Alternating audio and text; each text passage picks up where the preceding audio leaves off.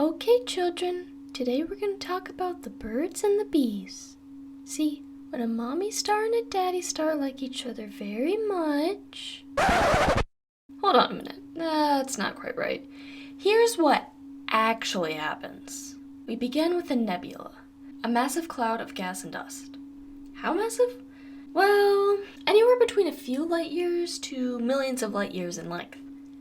Light years. Compare that to the size of our Earth and we'd be invisible.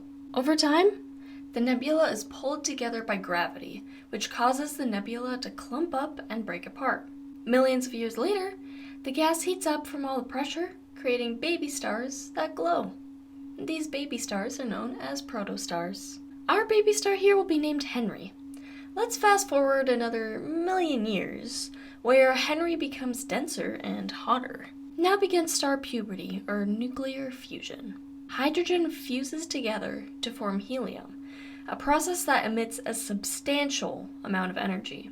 This energy leads Henry to become a big boy star.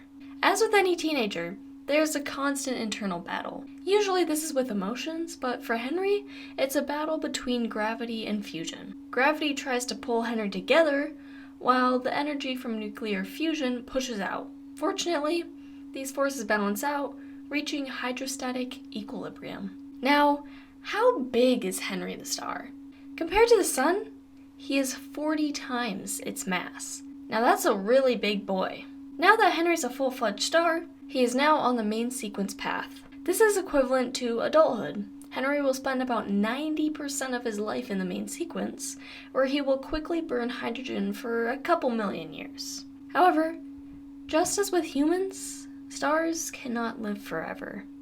The hydrogen that gives Henry his energy will eventually run out, and in a scramble to live longer, he will begin to fuse helium into carbon, and he will eventually fuse carbon into heavier elements, a task that only select stars can complete. Because Henry's a big boy, he has the energy to fuse elements together up until iron. And while he fuses all these elements together, Henry is rapidly expanding. He turns into a red supergiant, growing to a radius 1,400 times the sun's radius. Initially, as Henry grows, he becomes cooler, but that quickly changes. As his tremendous growth picks up speed, Henry becomes extraordinarily hot as he reaches the blue giant stage, up to 131,000 degrees Kelvin, which is about 130,000 degrees Celsius. That's a little bit hot. It keeps you nice and toasty. As soon as Henry fuses all his elements into iron, he's got a big problem. He doesn't have any more energy to fuse any more elements. And almost instantaneously, gravity's pull collapses Henry, as the energy from fusion no longer can push against it.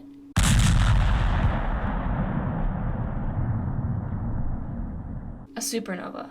In less than a second, the collapse creates an incredible explosion. The supernova creates heavier elements than iron, and leaves behind another nebula and a black hole that is freezing on the inside. The nebula will eventually turn into another baby star, repeating the process again. As for the black hole, it's Henry's remains and will be there for billions of years. Rest in peace, Henry. He may have lived for 5 million years, but that's so short in comparison to all the other stars in our universe.